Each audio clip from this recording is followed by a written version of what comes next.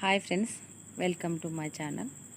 ఈరోజు మా సపోటా తోటలో శనగపిండి వాడకుండా ఆలుగడ్డలతో పకోడీ చేద్దామండి. ఈరోజు ముందుగా ఒక గిన్నెను తీసుకొని దాంట్లోకి సరిపడినన్ని ఆలుగడ్డలు వేసుకోవాలండి. ఇక్కడ నేనైతే 1/2 కేజీ ఆలుగడ్డలు తీసుకున్నాను. ఈ ఆలుగడ్డలన్నింటినీ ఒక గిన్నెలో వేసుకొని నీళ్ళు పోసుకొని ఉడకపెట్టుకుంటున్నాను. చూడండి, సరిపడిన నీళ్ళు వేసుకోవాలి. మూత పెట్టి ఒక 20 నిమిషాలు ఉడకబెట్టిన తర్వాత చూడండి ఉడికిపోయినాయి. ఈ విధంగా గిన్నెను దించుకొని వేడి నీళ్ళన్నీ వంచేసుకొని దాంట్లో చల్లటి నీళ్ళు వేసుకోవాలండి. వేసుకున్న తర్వాత చల్లారిపోయింది. ఇప్పుడు పొట్టు తీసుకొని ముక్కలుగా కట్ చేసుకొని ఈ విధంగా వీటిని మెత్తగా గుజ్జులా చేసుకోవాలండి. ఇలా మెత్తగా అయిన తర్వాత దీంట్లోకి సరిపడినంత కారం,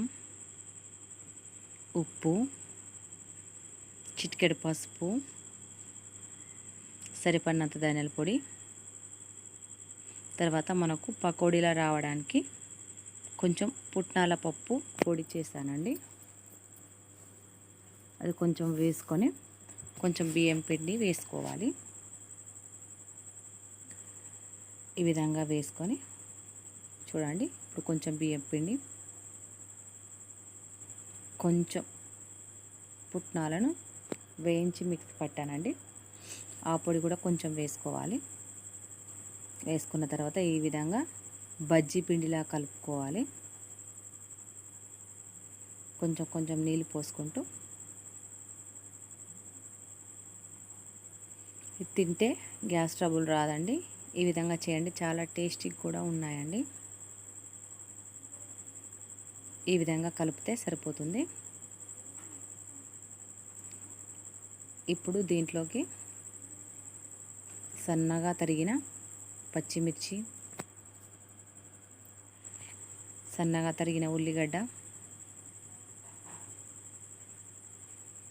కొంచెం కరివేపాకు వేసుకొని కొద్దిగా కలిసేలా కలుపుకోవాలండి. తర్వాత కొంచెం సోడా వేద్దాం. దీంట్లోకి కొంచెం వేస్తే సరిపోతుంది. సోడాను కూడా వేసి అంతా కలిసేలా కలుపుకోవాలి.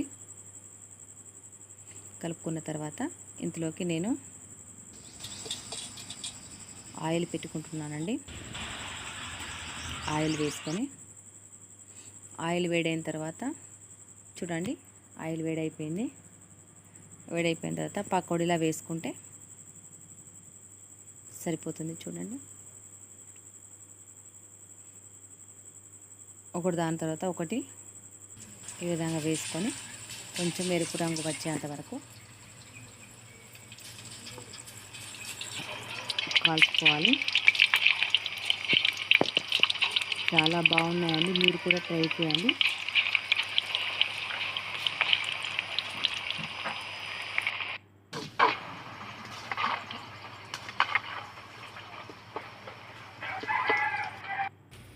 ఈ వీడియో కానీ మీకు నచ్చినట్లయితే